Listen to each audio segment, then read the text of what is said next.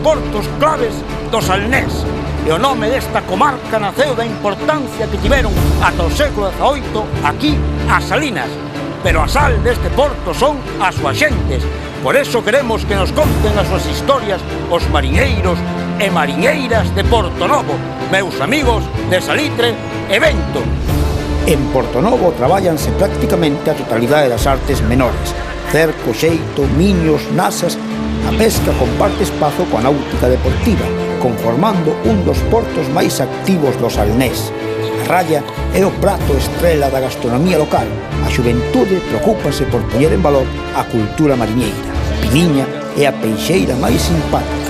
Suso coordina o salvamento nas praias e Emilio coida das aves desta costa.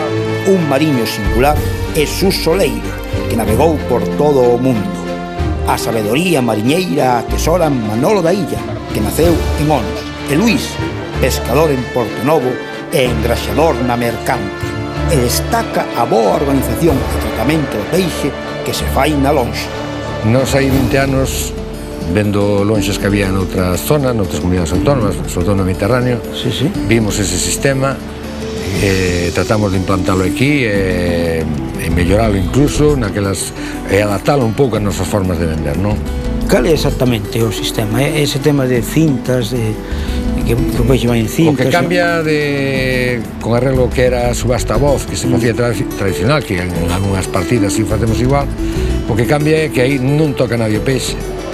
O peixe entra nunha báscula, un funcionario introduce os datos do barco, da calidad do peixe, dos tamaños, e logo pasa á zona de venta, e nese todo o proceso non toca nadie o peixe, solamente aquel que o compra. O leva xa para el comprar. Exactamente. Antes bogaban as caixas, todo o mundo tocaba. Sí, como vemos na maioría das lonxas, a cousa como é.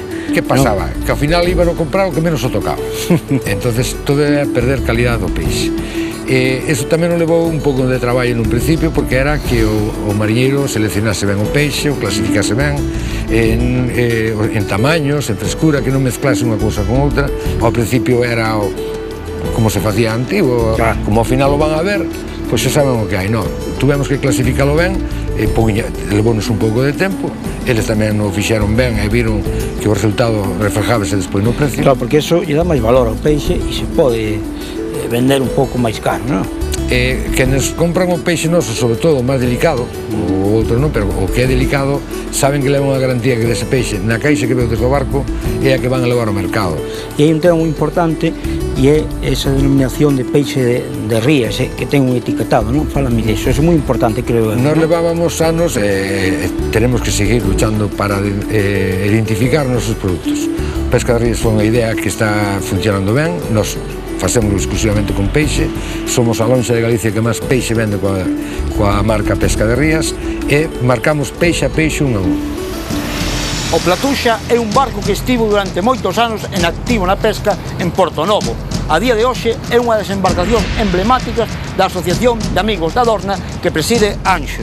Ola, e vos sodes a asociación que vela pola cultura mariñeira aquí neste porto, non? Bueno, pois Amigos da Dorna de Portonovo fundouse alá polo finales do ano 98 coa mesma liña de actividade que iban aparecendo outras asociacións do mesmo eido, non? Aquí pois nas Rías Baixas e nas vilas dos arredores. Desde ese primeiro día empezouse a traballar en prol da cultura mariñeira, de digamos, recuperar e poñer en valor, non? o que quedaba, non?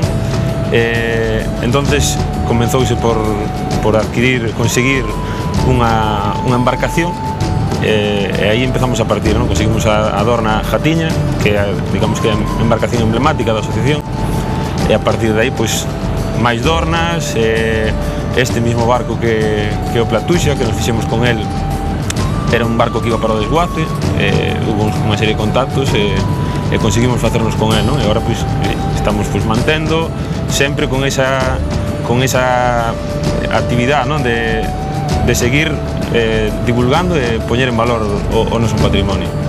E as dornas, as embarcacións, parece como unha cousa de algún xeito lóxico de unha asociación que se dedica á cultura mariñeira, pero este barco xa nos chama máis atención, porque vos chamou a vos o interés por facer que este barco non acabara morto, non? E siga agora aquí navegando, non? Pois, simplemente, pois un pouco polo que che dicía antes, non? Eu de pequeno, todos os rapaces de Portonovo de pequenos, e o mellor xente máis bella que a min, xa máis incluso, pois nos estábamos familiarizando cos barcos, non? Digamos que este barco é un barco mediano dentro do que había daquela, non? E para nós, pois, deixar ir o barco, non? Que é o símbolo, non? Pois do que é a tradición mariñeira do pueblo, pois, digamos que era un error, non? E se podíamos facer algo para que non pasara, pois aí estamos nós. Contáronme un día que as peixeiras son princesas que un ser maligno do mar encantou e condeou a vender peixe pola eternidade. Pero ese ser maligno saiulle mal, porque agora esas princesas son felices vendendo peixe. E quen fora peixe entre as peixeiras de Portonovo? Madre mía. Va, piropo. Sí. E sois así todas as peixeiras de Portonovo, non? Sí, claro, aquí Todas. as da terra somos Propias, auténticas. E vos gusta tanto... simpáticas. Simpáticas. Deixémolo simpáticas. Vamos a deixalo en eso, E vos gusta tanto vender peixe como me parece a mí. Eu creo que unhas máis que outras. Unhas porque pues, é o que levaron toda a vida. Eu non sei, eu levo na sangre. É unha cousa que non cambiaría. Disfruto co meu traballo. Cada vez que me levanto estou deseando chegar ao mercado, toparme coa mesma clientela de sempre. Bueno, cada vez facendo máis, pero bueno, gústame estar cara ao público. É un traballo que, o que che digo, que o levo na sangre, gústame moitísimo. Pero antes indei ao mercado e indei moito traballo que facer. Hai que ir a compralo á subasta, preparalo, coller os papeles onde veñen os precios todo, calcular e poñerse máis a obra para... E a que longe vas aquí a Portonovo? Ahora mismo estou indo a Portonovo máis ao Grove. Pois agora o que temos que facer, o peixe que compraches hoxe, e mañán a praza a ver como vendes, Que conseguirei bastante máis. Sí, me vas fazer un sitiño ali no teu posto para que eu vexa como vendes, non? Neste porto, o peixe por excelencia é a raia. Ao redor dela celébrase unha das festas máis coñecidas internacionalmente de Portonovo. Pode prepararse de xeitos moi distintos e anovadores, pero segue sendo a tradicional caldeirada a preparación preferida polas xentes deste mar. E preparala dá un pouquiño máis de traballo que outros peixes. Tes que ir a buscala porque non hai moita, tes que andar na longa. Ahora non hai moita, non? Non é que non hai moita demanda, Vamos a facer unha ración sería. Unha ración. Serían 2 trozos así. A sal, importante. Sal? É sal fina ou é sal da grosa? Sal fina. Eu uso fina, hai quen lle bota gorda. Sí? Sí. Pero aquí, sal fina. Sal fina. Entonces, a continuación, hai que a salsa leva aceite de oliva. Do bo. Sí. Nos decían en Malpica Aceite de oliva que pa caldeirada do bo. Aceite do bo. Allo. Isto vai así en frío, o allo e o aceite. Hai que deixalo... Os allos van enteiros, polo que ves. No, van en láminas. En láminas, parecía que estaban enteiros. No, están en láminas. Sácase o allo. O allo se saca. Sí, hai que sacarlo. No. Así. Entonces, o pimentón dulce. Doce, importante. Dulce. Vaya que lle gusta eses olliños, No, se señor frito non están nada mal, No, non están mal. Incluso, fíxate ben, un bocadillo como é. Os meten un poquinho no medio do pan e me saben ben. Son moi sanos, además. Aí está. Ahora, un pouquiño de picante. Eso se fai con lume apagado, non? Sí, iso ten que ser apagado, senón... Con lume apagado. Sí, ahora un pouquiño picante, picante pouco, porque colle moito. Menos, non? Un pouquiño nada máis. Vamos a ver. Así. Aí. Unha pisquiña de picante. Agora de seguido meterse esta quente, non hai que deixala enfriar, senón non coce o pimento e non sale ben. Empezamos. O auga. Pasa que hai que ter moito cuidado, se non tes práctica, pódese desbordar. Xa podemos dicir que viñemos a Portonovo, porque fixéramos o que fixéramos, mentre non comemos a raya, é como se non estuveramos en Portonovo. Pois listo, alguén se vai comer isto.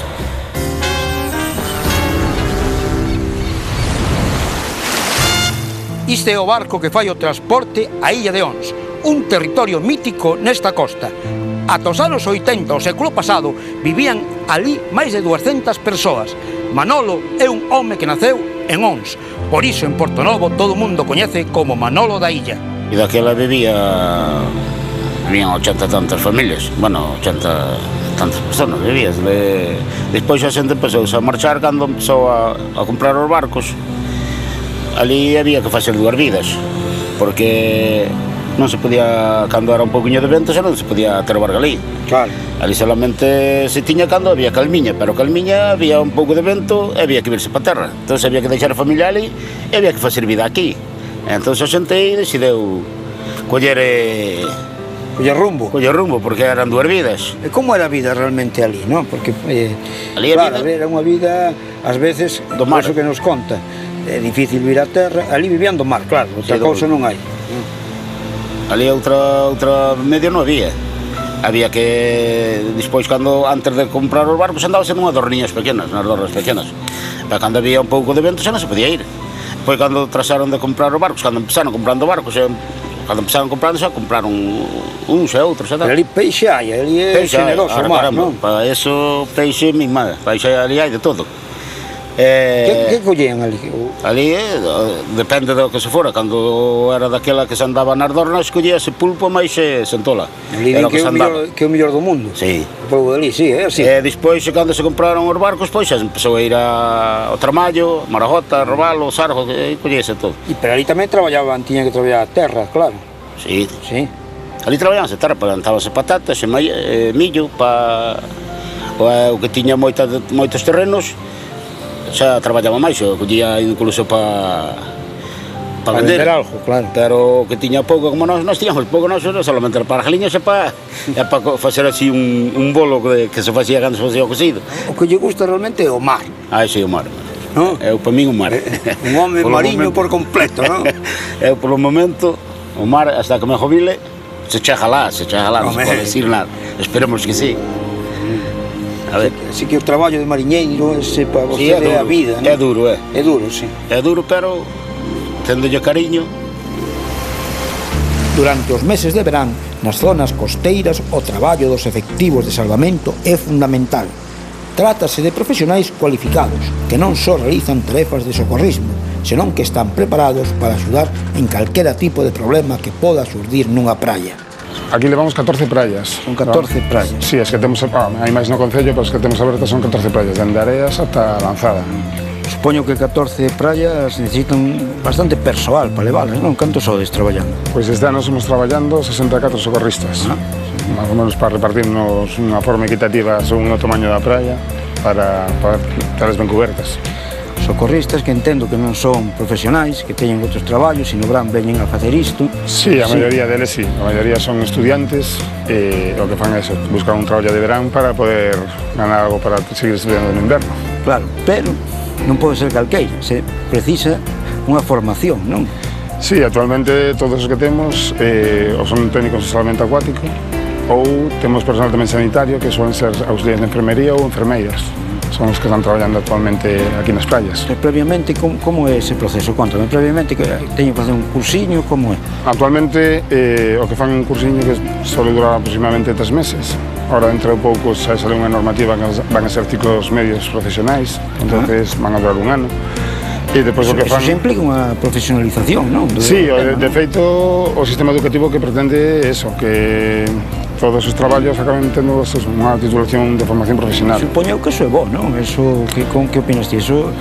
Sí, eso é bo para os socorristas, lógicamente. Ten que mellorar as súas condicións de traballo, se supón que ten que ter unha base mellor de preparación, entonces eso é bo para nós e bo para a xente tamén que este veraneando.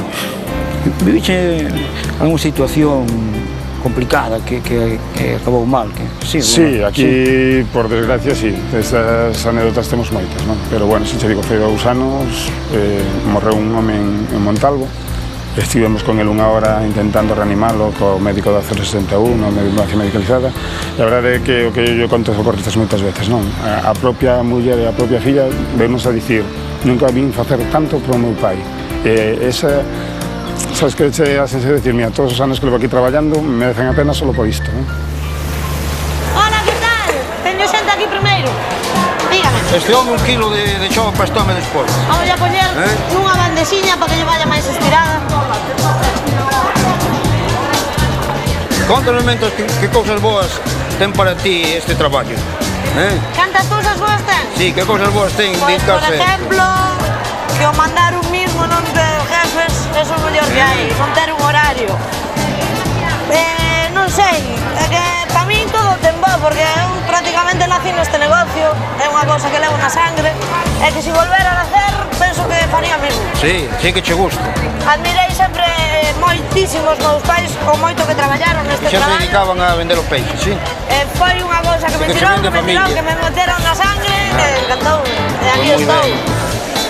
Pero ti traballas moito, porque aparte da lonxe, de ir a comprar, a estar aquí, logo andas repartindo... Polos restaurantes e polos bares. Pero bueno, xa traballei máis do que traballo, Sí.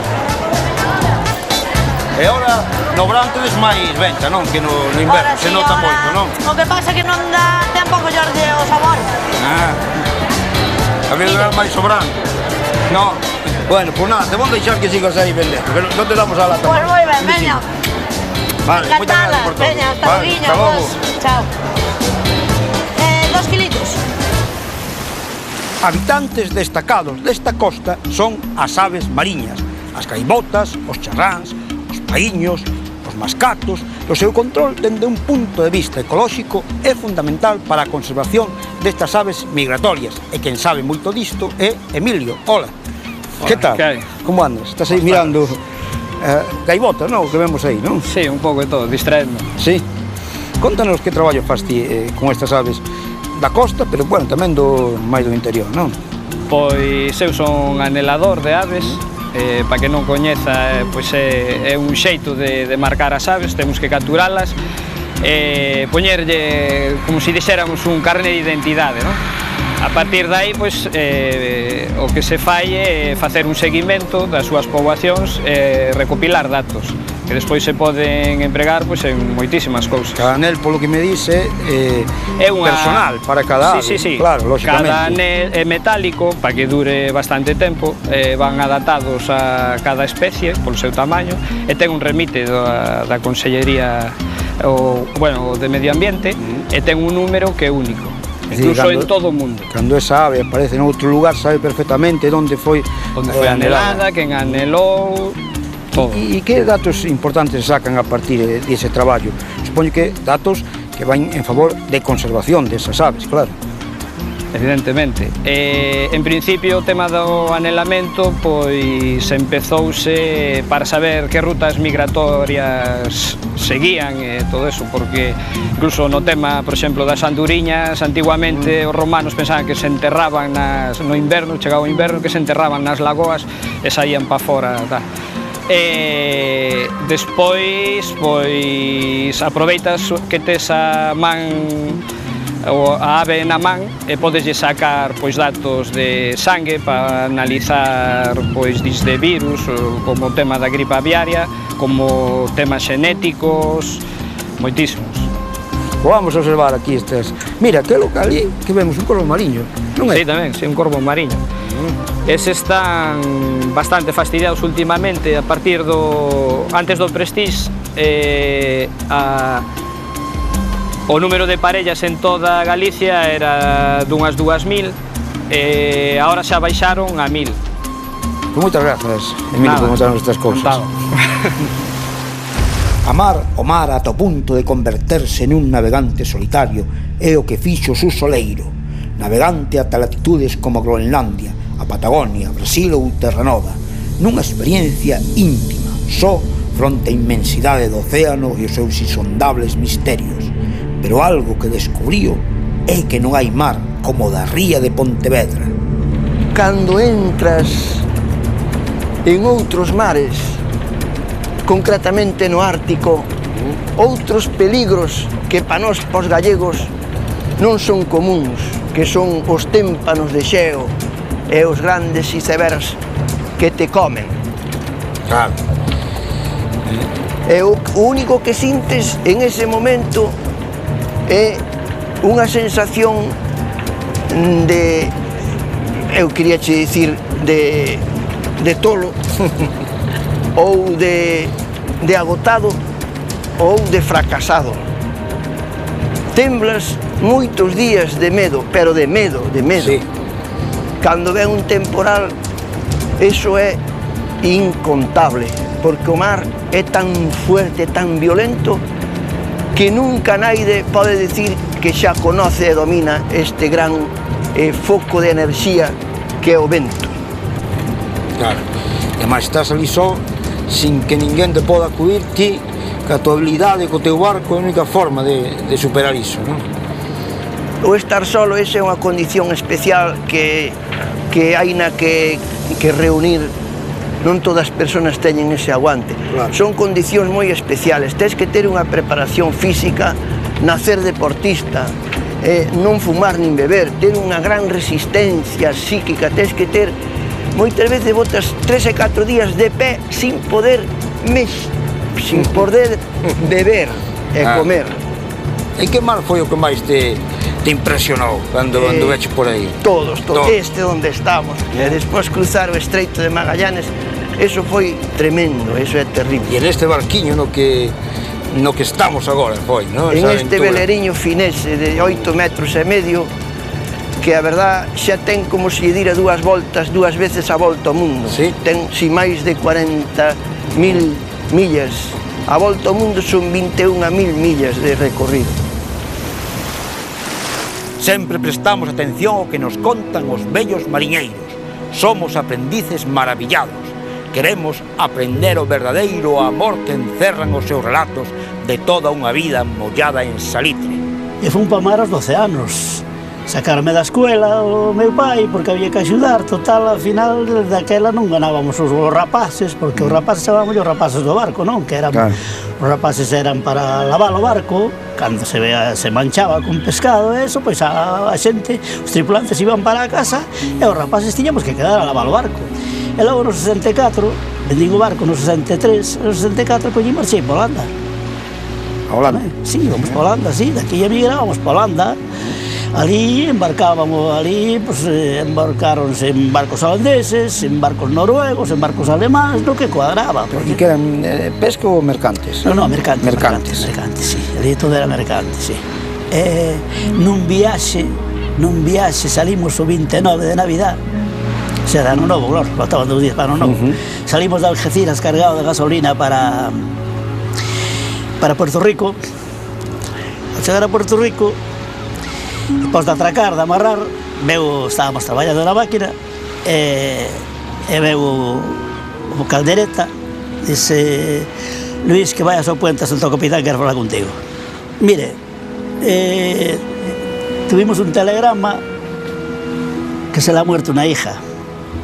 Non le quisimos decir nada, porque, claro, si se pone mal y tal, no tenemos modo de auxiliarlo. Ahora aquí en Puerto sí, ahora aquí, si se pone usted mal, pues... ¿Cuál de ella? Porque tiñamos 3 fillos, un home e 2 rapaces. Pregunteille cal delas era, lermo o telegrama. E con todo eso, pois, claro, despois, ao vir de Puerto Rico, a chegar a Algeciras, pois, viñeme para a casa, pero xa... de outro viexiño, pero xa non fun máis. Non quedou. Porque é moi triste estar fora da familia. E para a súa muller tamén, estar aquí sola. E depois quedeime aquí outra vez tamén de motorista hasta a fecha. Hasta hoxe, porque hoxe anda... Hasta 92 que me jubilei. E agora nesta barquiña, nesta ramela... Bueno, ayer ainda fun, coñen un pulpo de 1,5 kg. Sí, está ben. Fronte a nós, o mar, o paso por onde entran e saen os barcos neste porto tan mariñeiro. E chegamos á estatua que homenaxea a figura da peixeira. Moito nos prestan os portos que saben ben da importancia da muller no mundo do mar. Grazas, mariñeiros e mariñeiras de Porto Novo, meus amigos de Salitre e Vento.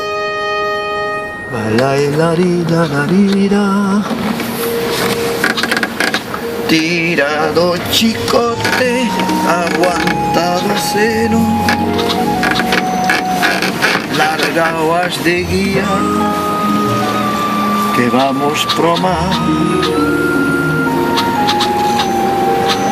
Desplégame as velas,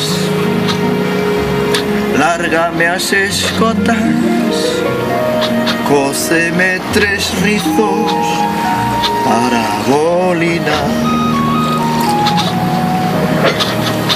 Tirado chicote, aguantado senos, largao as de guía que vamos pro mar. Desplega más velas, lárgame da escota, cóceme 3 rizos para bolinar.